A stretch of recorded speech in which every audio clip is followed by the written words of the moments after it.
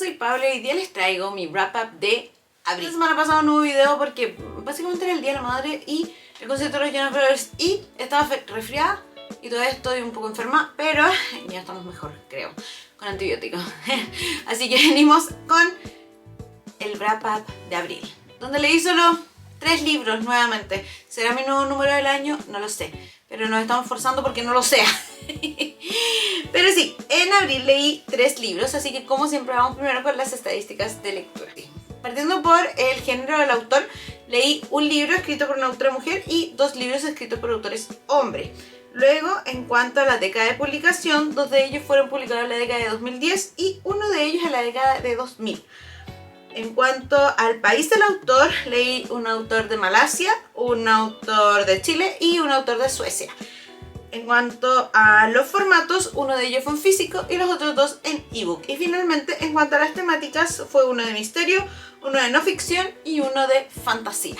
Así que ahora vamos con los libros que terminé en el mes de abril. El primer libro que terminé en abril fue un libro de no ficción que leí en ebook, se llama The Dark Heart, por Joaquín Palmqvist. Este es lo que podríamos llamar una novela de, bueno, no ficción, pero también true crime, porque lo que hace Joaquín Palmqvist, que entiendo que es un seudónimo, es que hizo la investigación periodística, por así decirlo, o algo así, de un caso donde un señor, por así decirlo, terrateniente, dueño fundo, no sé cómo llamarlo, pero un señor con mucho dinero y que era como del campo, de la industria forestal, desapareció primero y luego finalmente se descubrió que había sido asesinado. Y las principales personas que fueron investigadas al respecto fueron su hija y el novio de su hija.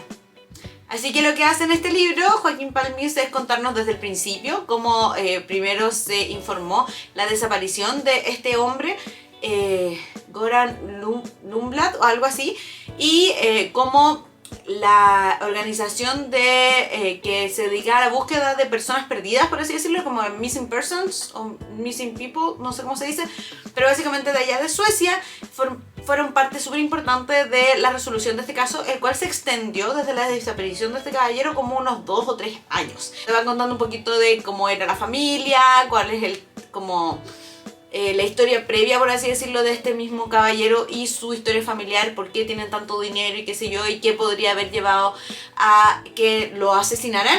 Y la verdad es que estuvo bastante interesante. A veces me agotaba un poquito, eso sí, porque como que era obvio hacia dónde íbamos, pero necesitaba que me lo contaran, entonces de repente como que se demoraba un poco más. La verdad fue un libro que lo encontré entretenido, le di 3,5 de 5 estrellas, así que estuvo bastante bien. Me demoré sí en leerlo, pero la verdad es que estoy más o menos mala para leer ebooks, entonces creo que eso también puede haber sido una parte importante de ese detalle. Luego, el siguiente libro que terminé se trata de El tren marino por Daniel Villalobos. Este era uno de los libros que tenía que leer como mi desafío de 12 libros del año 2026 y es de un autor chileno.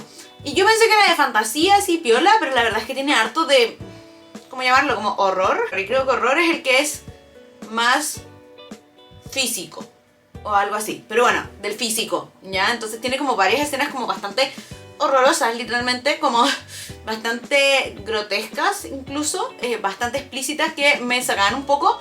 Pero en general, ¿de qué se trata el tren marino? Se trata de que hay niños, los niños en realidad están desapareciendo en Chile y todo parte con, por así decirlo, la desaparición del hermano de una niña. Ya, y esta niña sabe que su hermano desapareció cuando estaba leyendo tal libro que ilustró una mujer que se llama Elena. Entonces, ¿qué hace esta niña? Ir a buscar a Elena a la feria del libro en Parque Bustamante o algo así, para preguntarle a ella si sabe algo de qué es lo que puede haber pasado con su hermano que desapareció cuando estaba leyendo este libro, que se llama El tren marino, por supuesto.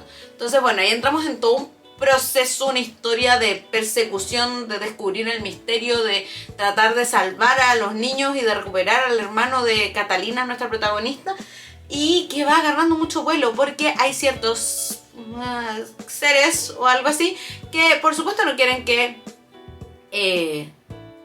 se salven los niños y que necesita seguir llevándoselos o algo así. Entonces tiene toda esa parte muy fantástica, por así decirlo, y de hecho mucho de mitología quizás chilena, y eso me gustó un montón. Nos lleva desde Santiago de Chile hasta Valdivia más o menos, incluso pasando un poquito por Chiloé, algunas escenas de otros personajes. Entonces siento que es un libro en ese sentido que nos lleva por distintos paisajes de Chile y por distintos sí, como temas mitológicos de Chile clásicos.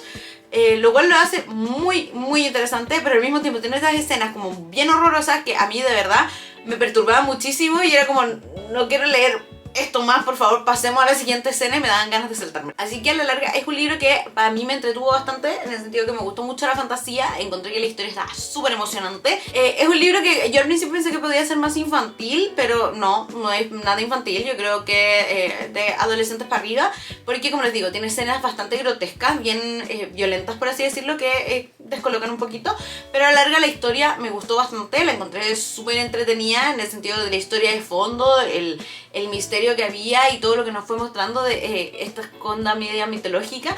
Entonces eso lo encontré muy choro.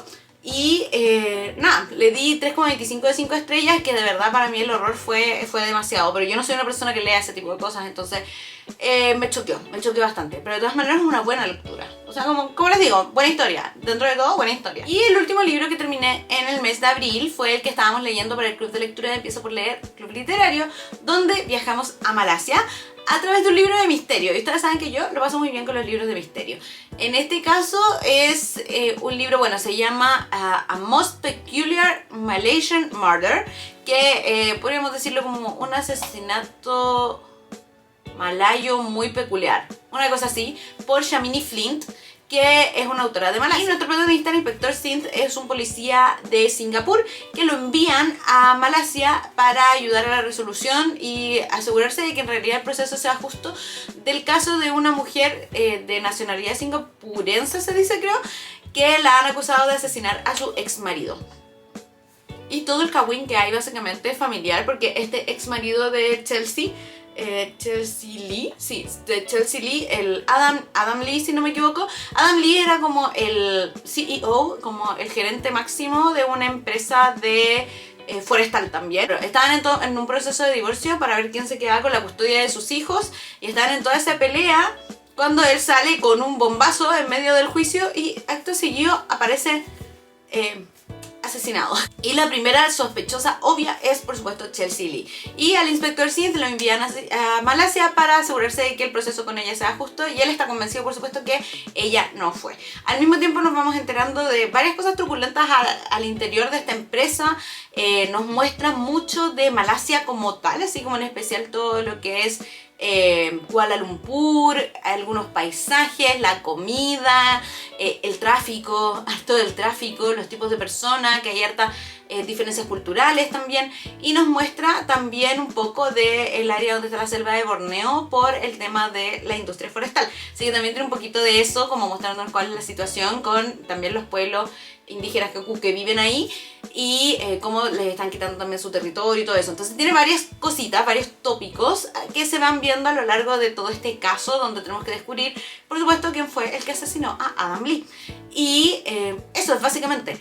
Estuvo súper entretenido, yo lo pasé muy bien. El inspector era de esos inspectores que son como bien desastrosos. Como que decíamos con las chiquillas que hay dos tipos de inspectores. Te muestran al que es súper top, muy mino, qué sé yo, y te muestran al que de verdad como que no le importa su imagen personal y como que hace las cosas como más a intuición o qué sé yo. Bueno, ese es el inspector Sindh, y yo lo pasé muy bien, lo leí en inglés a través de Storytel y estuvo bastante bueno. Le di 3,75 de 5 estrellas, así que nada, yo creo que lo más probable es que siga leyendo libros de esta saga de misterio. Y bueno, chiquillos, como ven, esos son los libros que logré terminar en abril. Ya avancé, eso sí, en varios otros, pero que les iré contando a medida que se vayan completando, y estamos haciendo todo lo posible por cerrar más libros en mayo. Cuéntame si alguno de estos les llamó la atención, si ya lo habían leído, si los conocían, y no se olviden por supuesto de dejar sus comentarios abajo, de dejar me gusta si les gustó el video, suscribirse si aún no lo han hecho y activar la campanita de notificaciones para enterarse cada vez que subo un video nuevo, y nos vemos en la próxima ocasión. Bye.